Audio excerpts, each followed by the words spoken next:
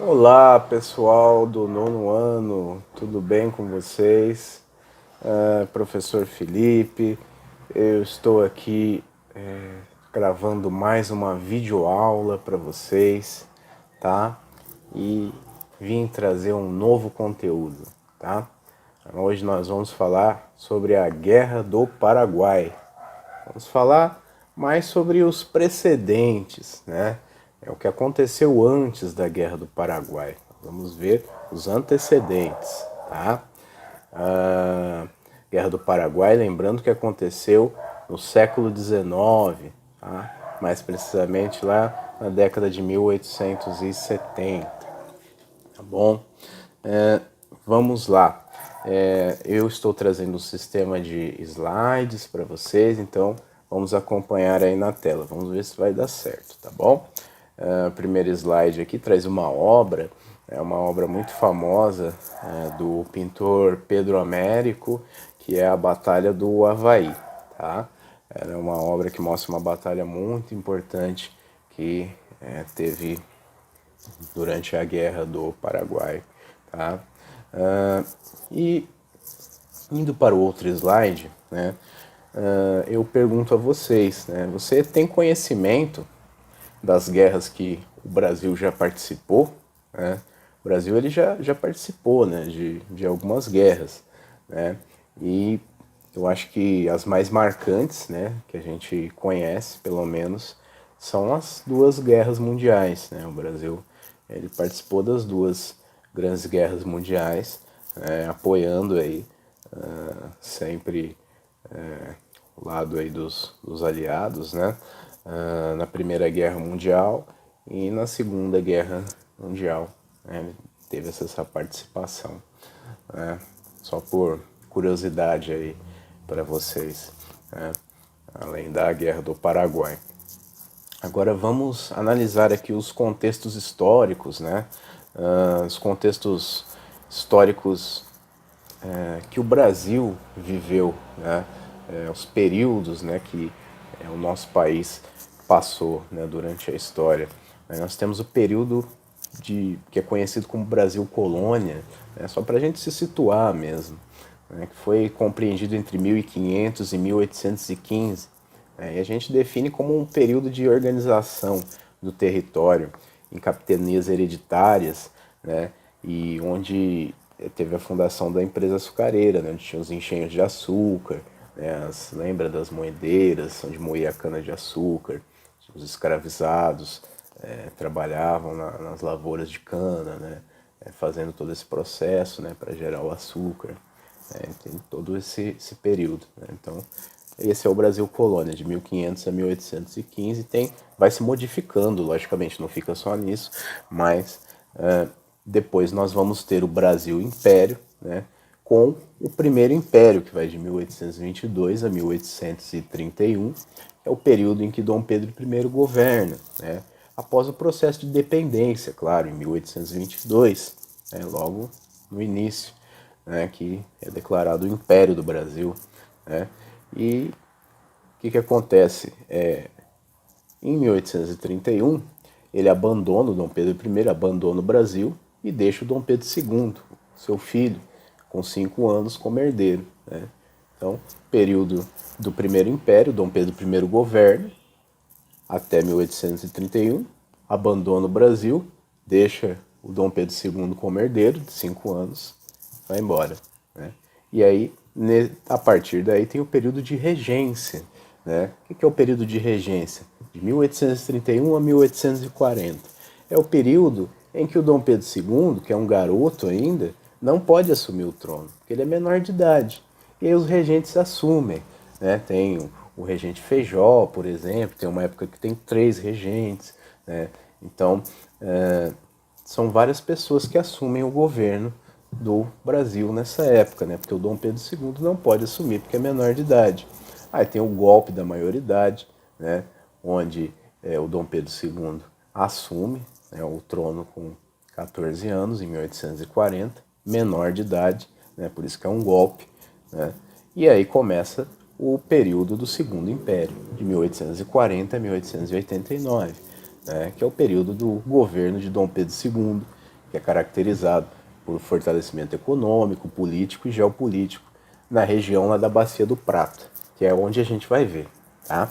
Bacia do Prata é lá onde aconteceu a Guerra do Paraguai, onde aconteceu os conflitos, tá? Entre Brasil, Paraguai, Uruguai e Argentina, tá? Que é onde a gente vai ver tudo isso, tá bom?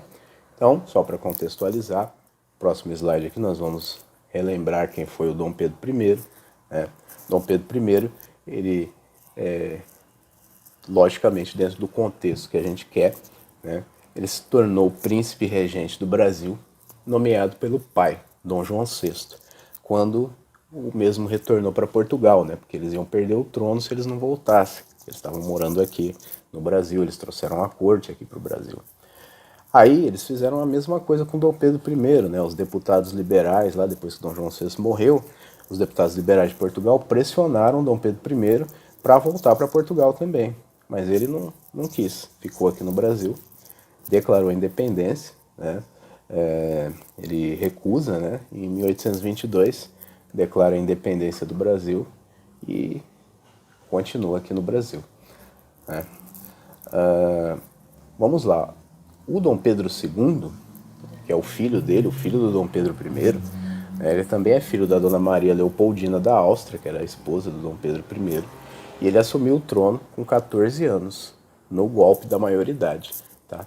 Em 1840. Ele teve um governo bem longevo, né, bem longo, e ele implantou várias coisas aqui no Brasil, como ferrovias, instituto perdão, no governo dele foi criado, né, incentivos, né, foram empresários que criaram as ferrovias, mas instituto de história e geografia, né, o IHGB, por exemplo, em alguns estudos científicos também, enfim. O governo de Dom Pedro II foi bem complexo e bem longevo também, né? E nós temos aqui, agora vamos falar um pouco, né, já que vimos Dom Pedro I e Dom Pedro II, nós vamos falar da situação geopolítica da América do Sul depois daquela independência da América Espanhola, né? Houve a independência da América Espanhola, né? As províncias eram divididas em vice-reinos, né? Os territórios eram divididos em vice-reinos que pertenciam à Espanha, né? E as províncias fizeram suas independências no século XIX, a partir do século XIX. E também aí depois se formou as províncias unidas do Rio do Prata, depois das independências feitas. A sede era em Buenos Aires, isso era um bloco, né? E a sede era em Buenos Aires, na atual Argentina. E aproveitando aí esses conflitos, dessas independências, dessas coisas todas, né, o Dom João VI, né, anexou a área da província da Cisplatina, o atual Uruguai, em 1824, né, e devolveu apenas em 1828, tá, pro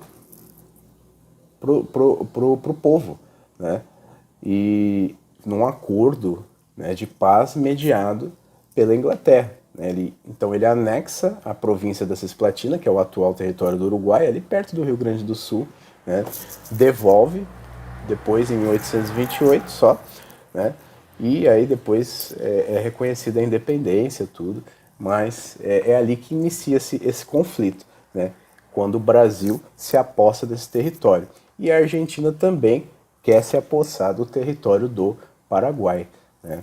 Então já é uma região cheia de conflitos ali entre algumas potências querendo se apossar de territórios, né? A justificativa, por exemplo, do Dom João VI de anexar a província da Cisplatina era porque a esposa, Carlota Joaquina, tinha sangue espanhol.